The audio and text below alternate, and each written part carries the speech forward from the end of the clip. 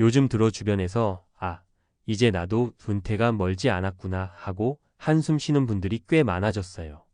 사실 퇴직이라는 게 특히 은퇴 직전까지 열심히 회사에 몸담고 있었던 분들에게는 낯설면서도 무섭게 다가오는 순간이잖아요. 한 번도 이후의 삶을 구체적으로 그려본 적이 없었다면 더더욱 그렇고요. 그런데 가만히 생각해보면 직장을 다닐 땐 매달 월급이 들어오고 큰 틀에서 내 삶이 어느 정도 안정적으로 굴러간다는 확신이 있잖아요. 그런데 은퇴 후에는 그 모든 게 한순간에 사라진다는 느낌이 들 수 있어요. 누군가는 난 그래도 저축을 좀 해놨으니 괜찮아라고 생각할지도 모르겠어요. 그런데 실제로 은퇴를 맞닥뜨린 사람들은 공통적으로 생각보다 돈이 훅훅 나간다라는 말을 정말 자주 해요. 또 한편으론 회사에서 꽤 높은 위치에 있었고 사회적으로도 인정받는 사람들도 막상 퇴직하고 나면 정체성에 혼란을 겪는 경우가 많죠.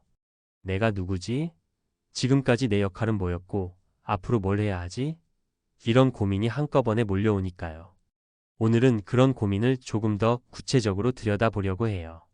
55세 은행원, 퇴직 후 치킨집 창업 6개월 만에 눈물 흘린 이유 라는 문장 자체가 이미 많은 분들의 시선을 사로잡을 것 같은데 사실 이 이야기는 생각보다 흔히 일어나는 일이기도 해요. 은퇴 후에 가장 많이 시도하는 게 자영업 창업이라고 하잖아요. 처음에는 어차피 치킨집, 카페 하면 되지. 은퇴하고 그 정도는 할 만하지 않을까? 이렇게 가볍게 접근하시는 분들이 꽤 많아요. 그러나 막상 부딪히면 예상 못한 자잘한 문제부터 큰 투자금, 인건비, 재료비, 세금 등으로 힘들어하곤 합니다. 이게 그냥 우리가 평소에 접하던 치킨이 아니구나. 내 인생을 갈아 넣어야 유지되는 비즈니스구나 하고 절실하게 느끼는 거죠. 그럼 이 55세 은행원의 이야기를 조금 더 파고들어 볼게요. 1. 55세 은행원, 치킨집 창업 6개월 만에 눈물 사례 1. 이분은 30년 가까이 은행에서 일하면서 차근차근 승진도 하고 슬하에 자녀 2명까지 잘 키워냈어요. 스스로도 그래, 난 경제적으로 비교적 안정된 편이고 월급도 안정적으로 받아왔으니까 하고 자신감이 있었죠. 그래서 퇴직 전부터 우리 동네 골목에 치킨집 하나 내면 그래도 생활비 정도는 넉넉하게 나오겠지? 이런 생각을 했대요. 막상 퇴직을 하고 퇴직금 일부를 들고 프랜차이즈 치킨집을 계약했어요.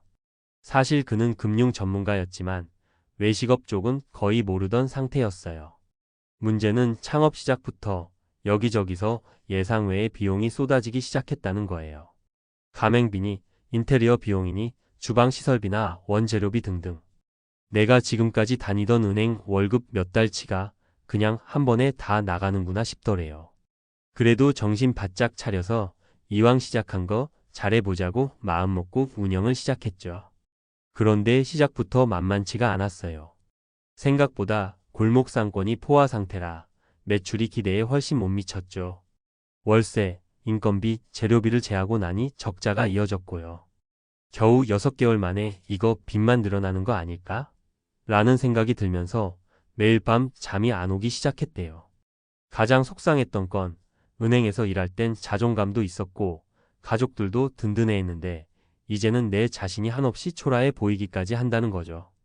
그분이 내가 이런 것도 못 견디나?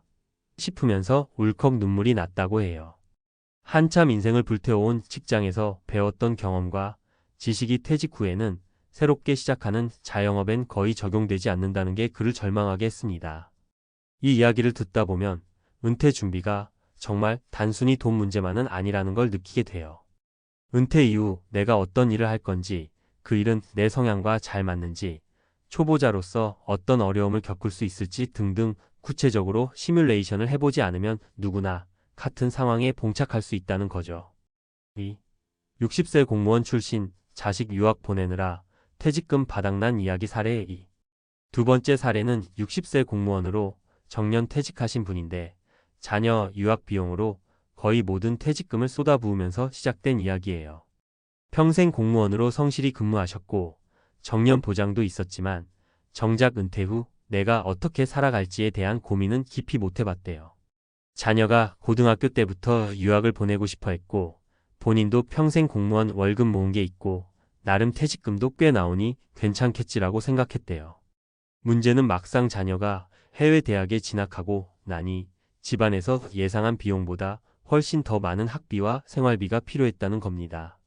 해외 한번 나갔다 하면 돈이 술술 빠져나가는데 그때마다 퇴직금을 조금씩 미리 뽑아 쓰다 보니 정년 퇴직 때까지 모아둔 돈이 거의 바닥나 버렸죠.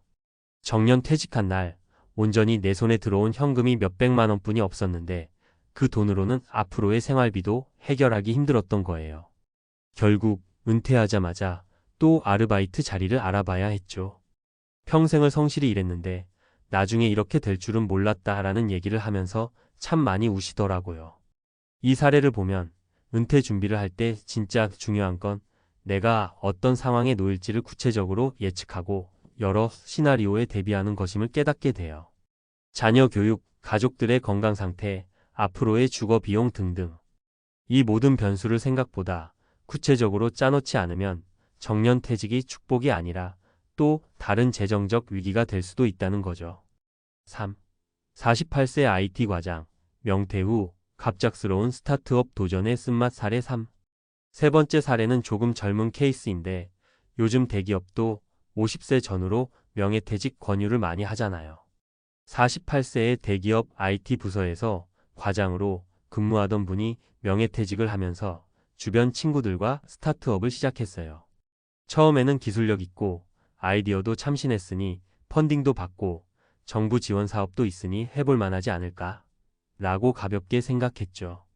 근데 회사에서 주는 지원이 끊기고 나니 이전과는 완전히 다른 세상에 던져진 기분이 들었다고 해요. 스타트업은 밤낮 없이 일해도 당장 매출이 오르기 어려운 구조라 생활비가 계속 빠져나가는데 미래가 보이지 않는 거예요. 특히 이분은 가정이 있었고 애들 교육비도 만만치 않으니 스타트업으로 인생 역전이라는 달콤한 꿈이 한순간에 부담스러운 현실로 바뀌었다고 합니다. 만약 그분이 직장을 그만두기 전 내가 창업을 하게 되면 얼마나 오랜 기간 수익 없이 버틸 수 있을까? 가족은 어떡하지? 이런 실질적인 고민을 좀 더 했더라면 어땠을까 싶어요. 결국 스타트업이 어려워지자 다시 취업을 시도하려 해도 40대 후반이라는 나이 벽에 부딪히고 창업을 접자니 지금까지 투자했던 돈과 시간을 어쩌나 싶고 그 사이에 심적으로도 많이 지치게 된 거죠. 은퇴 준비 어떻게 하면 좋을까? 이렇게 세 가지 사례를 소개해드렸어요. 각기 다른 배경과 사정이지만 은퇴 후 삶의 공통적인 고민이 엿보이지 않나요? 첫 번째 사례 치킨집 창업에서는 기존 커리어와 전혀 다른 분야로 뛰어들 때 생길 수 있는 어려움을 받고 두 번째 사례 공무원 퇴직금에서는 자녀 교육비와 퇴직금 관리의 중요성을 절실히 깨달았고 세 번째 사례 스타트업 창업에서는 명퇴 후 무작정 새로운 도전을 시도했을 때 맞닥뜨리는 현실적인 문제를 봤죠. 결국 공통점은 미리미리 시나리오를 짜보고 철저히 준비하지 않으면 은퇴 후 많은 변수가 예상을 뛰어넘어 버린다는 거예요. 물론 사람마다 처해 있는 상황이 다르고 각자 갖고 있는 재산, 건강, 가족 구성원, 하고 싶은 일 등이 천차만별이겠죠. 하지만 최소한 다음 세 가지 포인트는 꼭 고려해야 해요. 재정 시나리오 세우기. 최소한 은퇴 후 10년 동안은 어떤 식으로 지출이 발생할지 예측 가능한 범위 안에서 시나리오를 작성해보면 좋아요. 가령 자녀 결혼 비용, 자기 자신과 배우자의 건강 문제로 인한 의료비, 혹은 주택 유지 비용 등은 큰 지출로 이어질 수 있으니 꼭 포함해야겠죠. 나의 강점과 시장 니즈 파악하기. 새로운 일을 하고 싶다면 내가 해보지 않은 분야라고 무작정 뛰어들기보다는 지금까지 내가 갖고 있던 경험과 네트워크를 최대한 살릴 수 있는 분야인지 먼저 확인해 보세요. 치킨집 창업처럼 완전히 다른 업종에 뛰어들면 그만큼 배워야 할 것도 많고 시행착오가 커질 수밖에 없거든요. 정체성 변화에 대한 대비. 은퇴 전에는 직함과 사회적 위치가 나를 뒷받침해줬다면 퇴직 후엔 오롯이 나 자신만 남게 되죠. 그래서 정체성 혼란이 크게 올 수 있어요. 이걸 방지하려면 은퇴 전에 취미나 관심사, 대인관계 등을 넓혀두는 게 좋아요. 내가 어떤 사람이고 무엇에 흥미를 느끼는지 미리 탐색을 시작해보면 퇴직 후에도 상대적으로 덜 방황할 수 있습니다. 함께 생각해 볼 부분. 은퇴는 결국 인생의 또 다른 챕터잖아요. 이 챕터가 불안하고 힘겨운 시기가 될 수도 있지만 반대로 내가 하고 싶은 일을 찾고 더 자유롭게 살아갈 수 있는 기회가 될 수도 있어요. 관건은 얼마나 미리 준비를 해뒀느냐겠죠. 지금 당장 은퇴를 몇 달 앞두고 있건 아니면 510년 남았건 하루라도 빨리 은퇴 후 내 삶에 대한 구체적인 그림을 그려보시면 어떨까요? 가령 퇴직금 예산표를 만들어 본다거나 향후 10년 지출 계획을 짜본다거나 혹은 내가 나중에 무슨 일을 해보고 싶은지 적어보는 노트를 만들어도 좋아요. 특히 요즘엔 퇴직연금 제도도 나름 잘 마련되어 있기는 하지만 본인이 적극적으로 관리하고 공부하지 않으면 제대로 된 수익을 얻기 힘들 수 있어요. 적어도 연금으로 월 얼마씩 들어오고 거기에 추가로 필요한 생활비는 얼마쯤일 것 같다라는 기본적인 파악은 필수죠. 그리고 무엇보다 가족과의 대화가 중요합니다. 가족 구성원들과 터놓고 우리 집의 재정 상황이나 앞으로 어떻게 살아갈 것인지를 이야기해 보는 게 생각보다 큰 도움이 돼요. 은퇴 후 남편 혹은 아내가 느끼는 심리적 부담이나 소외감, 그리고 자녀들의 상황까지 고려해주면 훨씬 안정적으로 은퇴 생활을 준비할 수 있거든요. 마무리하며 55세 은행원, 퇴직 후 치킨집 창업 6개월 만에 눈물 흘린 이유 라는 문장 뒤에는 사실 여러 복합적인 요소들이 얽혀 있어요. 평생 한 분야에서 열심히 일해온 분이 전혀 다른 환경에서 마주한 현실에 무너진 거죠. 그런데 이런 일이 결코 남의 이야기만은 아니잖아요. 오늘 소개한 3가지 사례가 괜히 불안감을 조장하자는 게 아니라 조금 더 현실적으로 은퇴를 바라보고 대비하자는 뜻에서 전해드린 거예요. 막연히 뭔가 되겠지 하고 은퇴를 맞이하면 정말로 어떻게 할 줄 모르는 상황에 쉽게 빠질 수 있어요. 하지만 반대로 난 이제 은퇴도 얼마 안 남았으니까 실제로 어떤 선택이 가능한지 어떤 위험이 있을지 미리 살펴봐야지 하고 준비한다면 분명 더 나은 길을 만들어 갈 수 있을 거라 믿습니다. 결국 가장 중요한 건 나와 내 가족의 상황을 잘 파악하고 현실적인 목표와 계획을 세우는 것이겠죠. 새롭게 펼쳐질 제2의 인생에서 눈물을 흘릴지 아니면 웃음을 지을지는 지금의 준비에 달려 있다는 걸 잊지 마셨으면 좋겠어요.